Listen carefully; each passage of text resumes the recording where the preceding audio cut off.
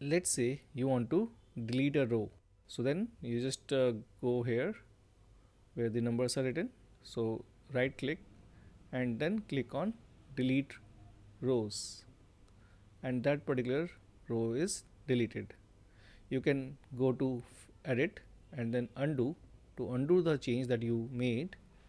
And then let's say if you want to add a row in between, so you will have you when you will go over here and right click, then you will be shown various options. You can choose, let's say, insert rows above, which basically insert a row above the selection, or you can just select insert rows below. In this case it will be added below the data row.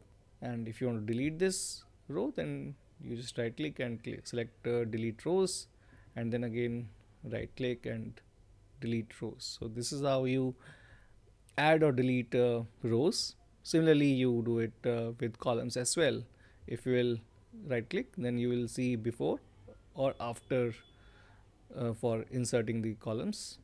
Now as you can see, we have this data which seems to be duplicate of this one. So we would like to delete this data or delete this column. So just click on this C. So when you click on top, it basically selects the entire column, and if you will click over here, then it will select the entire row. So if you click on it and then right click on your mouse, and then you can select this option which is delete columns. So click on it and that column will be removed.